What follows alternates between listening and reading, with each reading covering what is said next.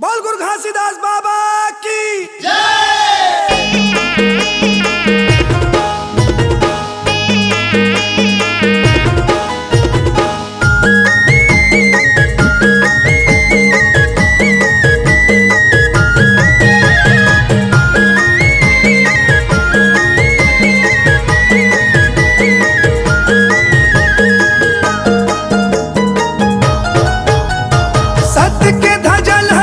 सतनामियान गुरु घासीदास के लइका हमला जान। सत्य के धजा लहरैया सतनामियान गुरु घासीदास के लइका हमला जान। सतनाम के झंडा लहरावो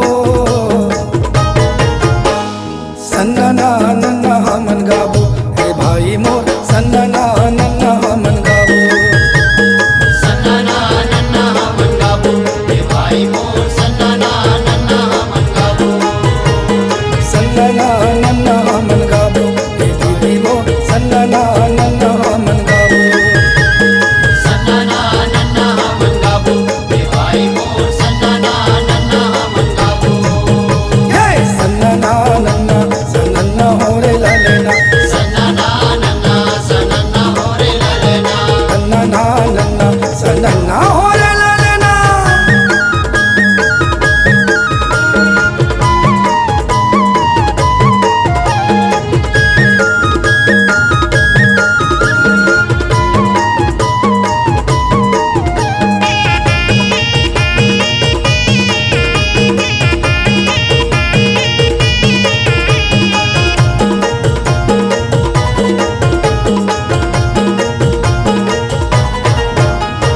सत्य के धर्म में बाबा सबोला सिखाए जग दुनिया ले भेद भावला मिठाए।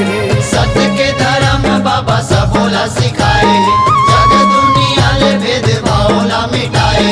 सत्य के धर्म में बाबा सबोला सिखाए जग दुनिया ले भेद भावला मिठाए। कईयों बछर करे जप हवा परमान सत्य सत्य नामी मन के होते तबे मान। महिमा लाओ कर बागरावो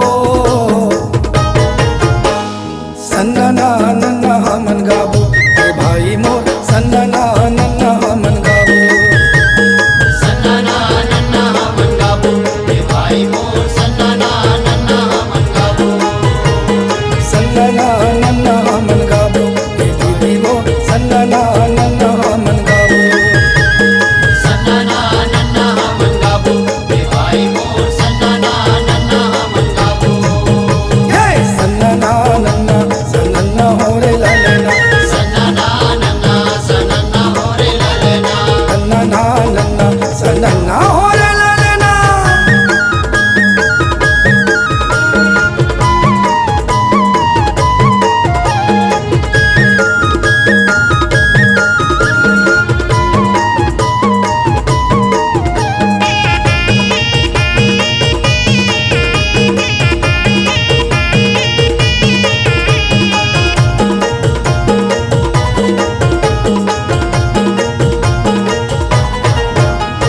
ज्ञान बाटे जग भर जीव लाओ बारे मन के एक करे सब लाओ तारे।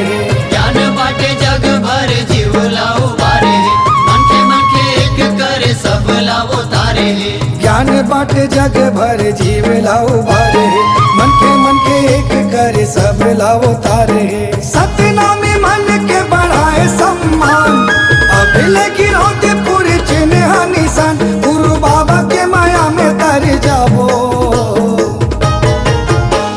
सन्ना नन्ना हमन गावो हे भाई मोर सन्ना नन्ना हमन गावो सन्ना नन्ना हमन गावो हे भाई मोर सन्ना नन्ना हमन गावो सन्ना नन्ना हमन गावो हे दीदी